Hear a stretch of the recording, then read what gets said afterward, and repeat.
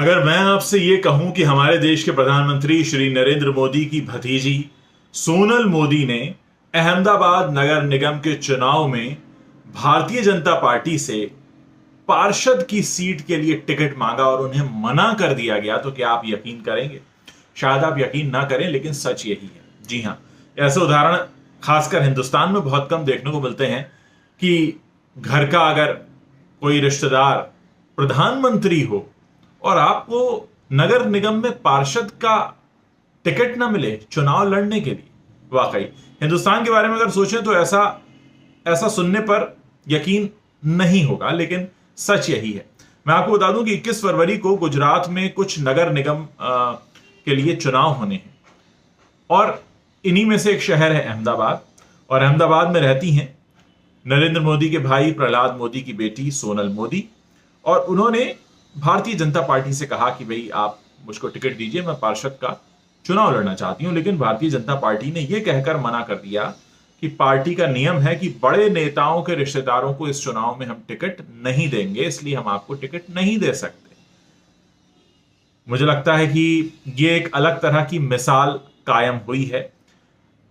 Bharatiya Janata party के समर्थक हो सकते हैं, विरोधी हो सकते हैं, मोदी जी को मानने वाले हो सकते हैं, उन्हें नहीं मानने वाले हो सकते हैं, लेकिन अपने आप में इस मिसाल पर आप क्या कहेंगे?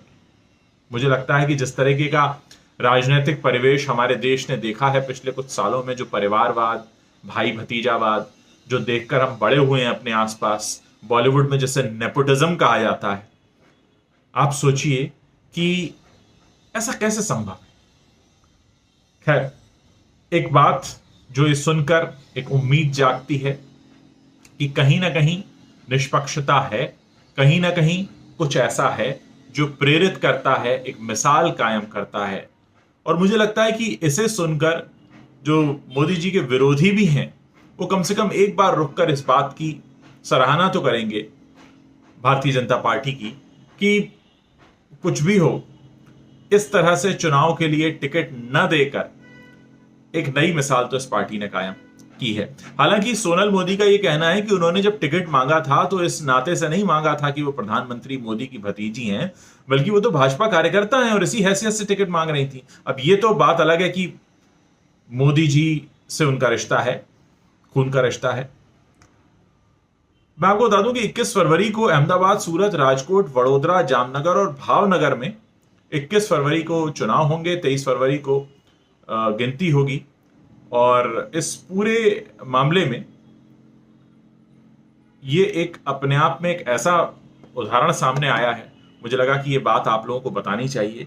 ये अपने आप में एक खबर है। हिंदुस्तान जैसे देश में जहां परिवारवाद इतना हावी रहा हो, उसमें प्रधानमंत्री की भतीजी और नगर निगम का पार्षद का चुनाव, एक टिकट और मना कर देना ये कहकर कि आप नेता के रिश्तेदार हैं, बड़े नेता के, इसलिए हम आपको टिकट नहीं दे रहे हैं, वाकई एक बहुत बड़ी मिसाल कायम करता है। मुझे लगता है कि भारत में ऐसे सोच की जरूरत है और ऐसी सोच ही बहुत कुछ बदल सकती है। आप लोग इस पर क्या सोचते हैं, मुझे जरूर बताइएगा।